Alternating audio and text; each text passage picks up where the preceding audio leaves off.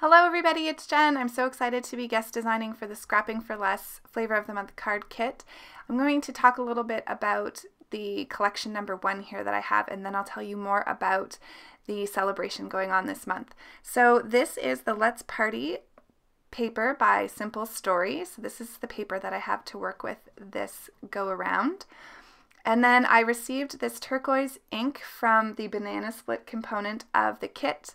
This stamp is Lawn Fawn Treat Yourself, these cute little ice cream stickers by Paper House, Kennedy Grace sequins, which are gorgeous, and then these really beautiful pink and Maine silver glossy dots.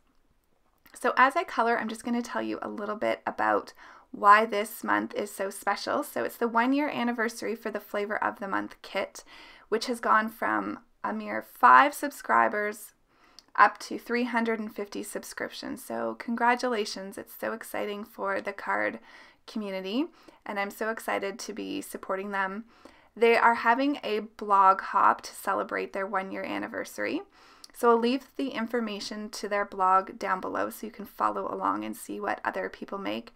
They are inviting guest designers back from the year to participate by using one component of the kit, so one collection. So I received this one, collection number 1. And I will leave a link as well to where you can find out what is in the entire kit. It's a great kit. It's called All About Ice Cream, and I wanted to make a birthday card to celebrate their 1-year anniversary. Super excited to be back, so thanks for Scrapping for Less for that. So I'm using the stamp, and of course Lawn Fawn. How could I resist? This is an older stamp set, but I love it, and I decided to get my color inspiration from the sequins themselves, and then of course gotta have chocolate ice cream. So just coloring this up, and this will be the focal element from the kit on my card. So I couldn't decide what color I wanted to do the spoon, but instead of bringing in another color, I just thought I would bring back the yellows here, so everything was nice and cohesive. Then I'm going to bring in a Lawn Fawn stitched rectangle die for this piece of paper from Simple Stories that I'm going to be using, as well as this happy birthday die from My Favorite Things, and this is from my stash, but I really wanted a fun happy birthday card to celebrate the 1-year anniversary, and I think this brings a nice focal point to highlight the smaller stamp set. So I'm just using some score tape here to stick down my acetate. This is just some acetate from some packaging. I like to reuse what I have, and so not to waste anything. So I've just used 1 layer of 3M foam tape to pop up my card for the shaker element, and I'm going to use the entire little package here of sequins, and these sequins are so beautiful in person. They have some detailing to them, and the color palette is just absolutely gorgeous, and I think with this very clean and simple design and piece of paper there's no pattern on the paper, it's just a simple teal kind of turquoise paper, and I think it just pulls it all together. So I'm putting the letters back into the die cut area so that I can stick the little insides of the letters in, and then I can just poke out the actual letter, and you know this way that you have it perfectly placed on your card, unless you move it like I just did, but it's easy to get it back into place.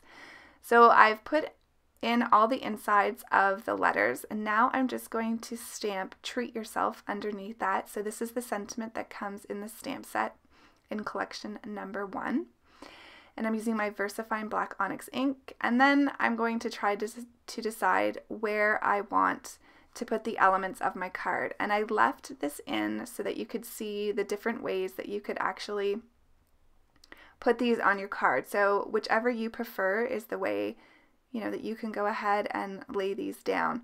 I do fiddle with this for a little bit, but I think in the end I am satisfied with my placement, so you'll see that here in a minute. I do end up keeping that ice cream container to the bottom right.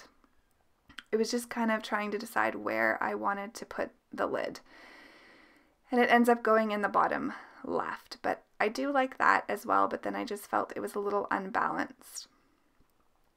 So I'm going to adhere everything down now. So here's where the ice cream bucket will land, as well as the spoon. And then, like I said, I'm going to put the top of the ice cream container over to the bottom left.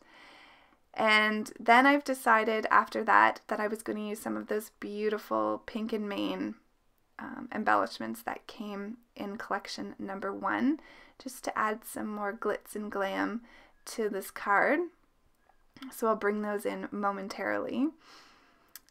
But yeah, so I hope that you enjoy this card, and I encourage you to go and check out the blog and see what the other design team members and guest designers have created for the 1-year anniversary celebration.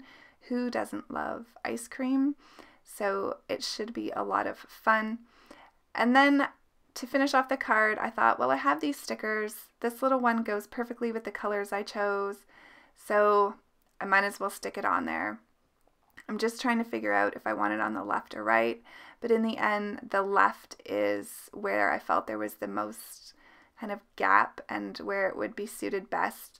So I finally decide where to lay that down, and I do play with it a little bit more off camera, but I think that looks really cute. So thanks everybody for joining me today. I hope you enjoyed this clean and simple birthday card that is loads of fun with the shaker element. So have a wonderful day, and I will see you all really soon in the next video. Take care, everybody. Bye.